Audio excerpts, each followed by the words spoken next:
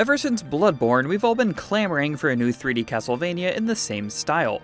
And with the new throwable weapons in Elden Ring's new DLC, Shadow of the Erdtree, we're now much closer to living our best Belmont life. Here's a fun Castlevania build for Elden Ring, Shadow of the Erdtree.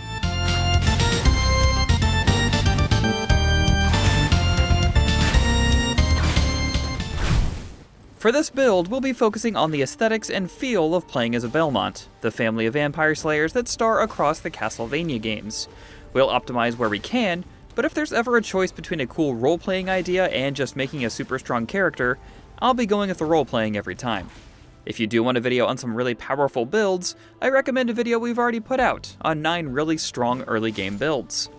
The important thing is just to make sure the correct Ashes of War are equipped to your weapons to scale with the stat you're focusing on for damage, whether that be strength, dex, or faith.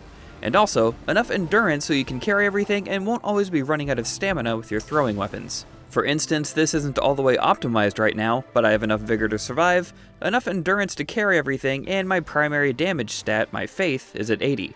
If you're having trouble keeping your stamina up, the Viridian Amber Medallion +3, which can be found in the Darklight Catacombs, and the 2-headed turtle talisman from a corpse in the Elec River upstream, hidden by a small waterfall behind a giant crab, can be really helpful as well.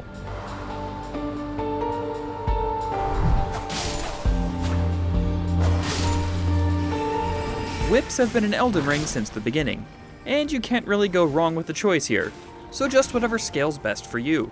I'm on a Faith build since that just makes the most sense to me for Belmonts, so I went with a giant Red Braid. It also has the same brownish red hue that Simon's Whip has before any upgrades in Super Castlevania 4. You can get the giant Red Braid by turning in the Remembrance of the Fire Giant to Finger Reader Enya in the Round Table Hold after defeating him. The real additions to the Belmont toolkit all come from the DLC, and that's the Smithscript throwing weapons, namely the Axe, Cirque, and Dagger. And like I said earlier, I have Ashes of War on all of these that make them scale with Faith, since that's my primary damage stat, but you could just as easily go with something like Strength or Dex. Make sure you equip the Smithing Talisman, as that boosts your throwing attack damage. You can find it in the same place as the Cirque. The Cirque is found in the Ruined Forge of Starfall Past, right here in Skadu Altus, just southwest of Morth Ruins. It's the closest thing to the cross boomerangs the Belmonts often wield. The Smithscript Axe is found in Telu's Ruined Forge at the northeast of Raoul Base. You can find it in this room with a giant miner, whose attack I definitely avoided the first time I came in here. The Dagger is found in the Ruined Forge lava intake, southeast from the castle front side of Grace, from a corpse slumped against the wall here. Now that you have all your weapons, the best configuration I've found is keeping your Whip, Cirque, and Axe in your right hand, while keeping your Dagger in your left. A press of L1 or the left bumper while the Dagger is in your left hand will let you throw it, but that won't work with the other 2 throwing weapons since they have strikes for their normal attacks. Rather, you can switch to them in your right hand and then throw them with your power attack. It's a bit odd to get used to, but this gives you the easiest access to your Whip and all your thrown weapons. Unfortunately, there's no holy water throwing weapon, but there is a holy water pot you can craft.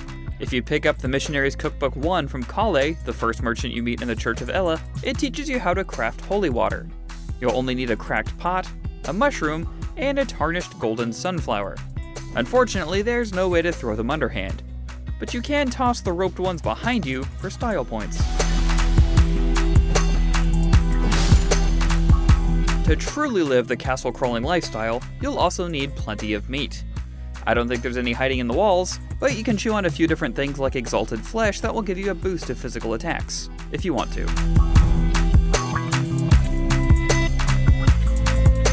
Now that we have all the weapons and items we need, it's time to outfit our Belmont with some new duds. I'll admit this took me a while. I couldn't get anything to look exactly like any of the big 3, Simon, Trevor, or Richter. The boots and arms were easy. The leather wraps and the bracers from the Highlands set you can grab off the ground right here in Skadu Altus, but the head and chest pieces were a bit harder to pin down.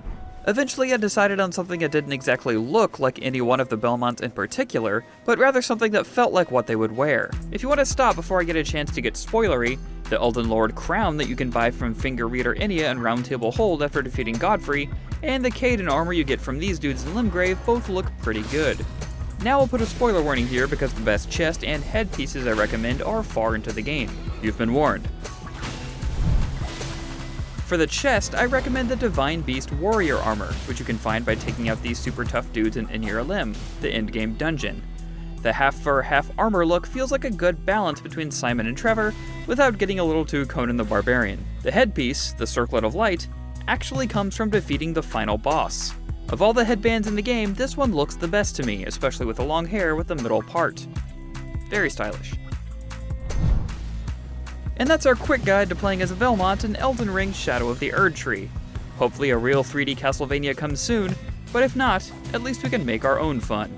Thanks for watching, and while you're here, make sure to check out that video on the 9 best early game builds. Happy hunting!